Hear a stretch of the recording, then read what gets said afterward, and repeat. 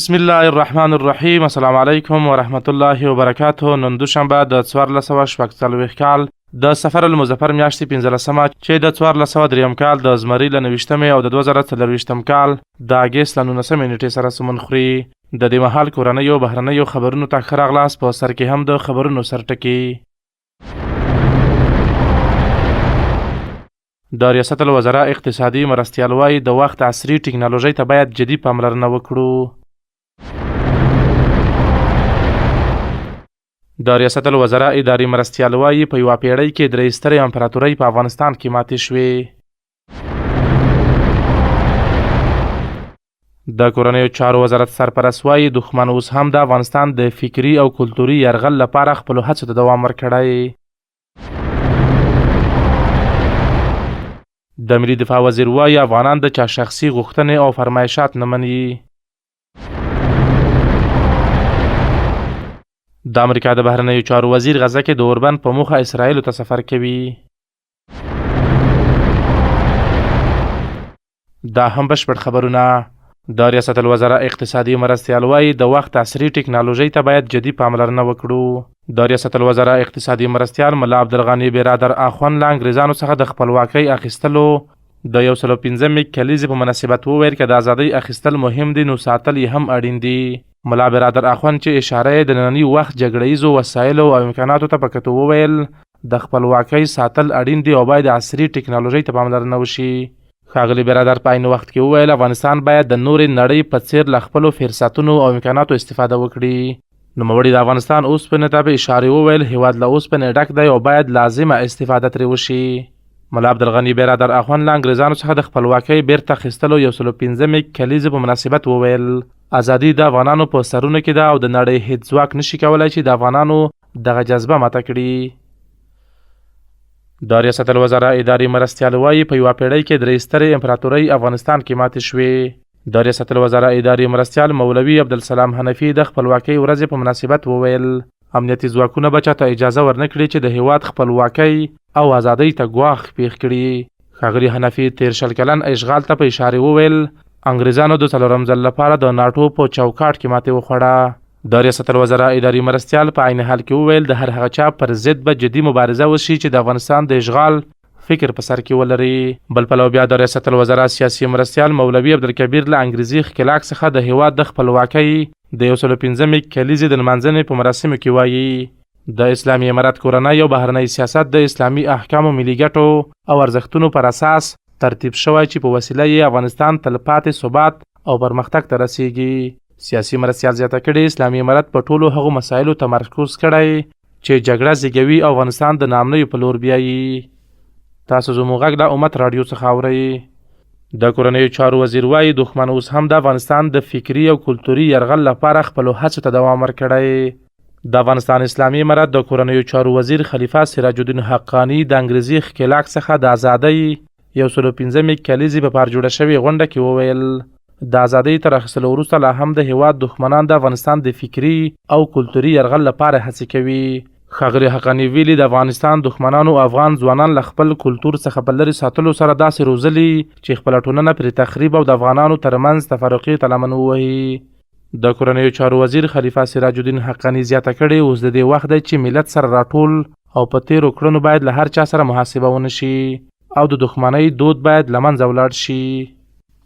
د ملي دفاع وزیر وایي افغانان د چا شخصي غوښتنې او فرمایشات نه مني. د ملي دفاع وزیر مولوي محمد یعقوب مجاهد د انګریزانو څخه د خپلواکۍ اخیستلو 115 کلیزې په مناسبت غونډې ته خبرو کې ویلي په لاس راغلي ازادي او خپلواکي لپاره باید هڅې وکړو او چاته اجازه ورنه کړو چې خپلواکي اخیستلو ته زمینه برابره شي. مولوي محمد یعقوب مجاهد ویلي د خپلواکۍ اخیستلو ورځو څخه د دې لپاره لمانځنه کوي چې ځوان نسلونه باید پوه شي چې نیکونو یې څه ډول وکولی شول د الله تعالی دغه ستر نعمت ترلاسه کړي. ښاغلي مجاهد د هیواد د خپلواکۍ د ساتلو په موخه له خلکو غوښتي چې په خپلو کې یووالی او ورورولۍ ته لومړیتوب ورکړي او له قومي ژبني او سمتي تعصبونو ډډه وکړي. نوموړي همداراز ویلي د افغانستان ولس نه د چا فرمایش مني او نه هم فرمایشي حکومت مني. د اطلاعات او کلتور وزیر وایي بیا د څوک د کوم بل بهرني د راوستلو هڅه نه کوي. د اطلاعات او کلتور وزیر ملا خیرالله خیرخواه انګریزي استعمار د افغانستان د خپلواکۍ د بیرته اخیستلو د 115 کلیزې د لمانځنو په مراسمو کې ویلي چې ټول زبرځواکونه شرمنده او سرټیټي له هېواده وتلي، بیا د څوک د کوم بل بهرني د راوستلو کوشش نه کوي. که کامیابه شوي وای نو روس، برطانیه او یا هم به امریکا کامیابه شوي وای. نوموړي زیاته کړې چې په 13 کلن جهاد کې زموږ په قربانیو د دوستانو سربیره دښمنان هم اعتراف کوي. او په کورنیو خبرونو کې به وروستی دا واورئ د مخابراتو او ټکنالوژۍ وزارت وایي د سیم کارتونو د ثبت او راجستر لپاره یې پرمختللی سیستم جوړ کړی. د مخابراتو او معلوماتي ټکنالوژۍ وزارت ویاند عنایت الله الکوزی وایي چې د مخابراتي خدماتو د تنظیم ادارې یعنی اترا د سیم کارتونو د ثبت او راجستریشن د نوي کړنلارې پر بنسټ د سیم کارتونو د ثبت او راجستر پروسې د ښه مدیریت لپاره یو پرمختللی سیستم پلی شوی چې پر بنسټ ټول مخابراتي شرکتونه د سیم کارت د ثبت او راجستر پر مهال د مشتری د پیژندپاڼې تاییدي د یاد سیستم له لارې د احصایې ملي ادارې څخه ترسره کوي. الکوزي زیاته کړې چې د سیستم له فعالیت سره اوس هیڅوک نشي کولی چې په جعلي پیژندپاڼو سیم کارت ترلاسه او ثبت کړي، ځکه چې یاد سیستم د مخابراتي شبکو د سیم کارتونو د خرڅلاو برخه د احصایې او معلوماتو د ملي ادارې د برېښنایي پیژندپاڼو له سیستم سره نښلول شوې ده. دا هم له هېواده بهر څو بهرني خبرونه. د امریکا د بهرنیو چارو وزیر غزه کې د اوربند په موخه اسرائیل ته سفر کړی. د راپورونو له مخې د امریکا د بهرنیو چارو وزیر انټوني بلینکن په غزه کې د اوربند او د بندیانو د خلاصون د هڅو په لړ کې اسرائیل ته تللی دی. ټاکل شوی چې نوموړی نن د اسرائیل له لومړي وزیر بنیامین نتنیاهو د دغه هیواد له یو شمېر نورو لوړپوړو چارواکو سره وګوري. بلینکن به د 3 شنبې په ورځ مصر ته سفر وکړي. دا په فلسطین کې په 13 اکتوبر میاشت کې له پیل شوې جګړې راهیسې د سیمې ته د بلینکن نه هم سفر دی.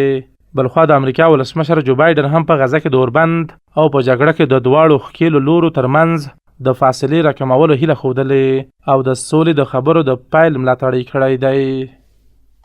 او په بهرنیو خبرونو کې وروستی دا چې د ملګرو ملتونو سرمنشي وایي سودان کې د بشري مرستو رسولو لپاره اقدامات وشي. د ملګرو ملتونو سرمنشي انټوني ګوتریش د یوې اعلامیې په خپرولو سره د سودان د حکومت د هغې پریکړې ستاینه کړې چې د دغه هیواد او چاد ترمنځ د 3 سرحدي بندر د 3 میاشتو لپاره پرانیستل شو. هغه وویل د سودان په دارفور کې له سخت لوږې سره مخ میلیونونو خلکو ته د بشري مرستو د رسولو تر ټولو مستقیمه او اغیزمنه لاره ده. ګوتریش پر دې ټینګار کړی چې په سودان کې بېلابېلې خواوې باید د نړیوال بشردوستانه قانون او د مخ منل شویو میتودونو سره سم خپلې دندې پر غاړه واخلي او د بشري لاسرسي د اسانتیا او د ملکي وګړو د ساتنې لپاره مشخص او دوامدار اقدامات وکړي. ګوتریش پر دې ټینګار کړی چې په سودان کې بېلابېلې خواوې باید د نړیوال بشردوستانه قانون او د مخه منل شویو میتودونو سره سم خپلې دندې پر غاړه واخلي او د بشري لاسرسي د اسانتیا او د ملکي وګړو د ساتنې لپاره مشخص او دوامدار اقدامات وکړي. د سودان حکومت اعلان کړی چې د هیواد او چاد ترمنځ د 3 سرحدي بندر به د 3 میاشتو لپاره پرانیزي ترڅو له چاد څخه د سودان په لویدیځ کې د دارفور سیمې ته د بشري مرستو د رسولو اسانتیاوې برابره کړي. دومت راډیو ډېر معزز اوریدونکو دا د دې مهال کورني او بهرني خبرونه تر بیا ښې چارې الله ممل.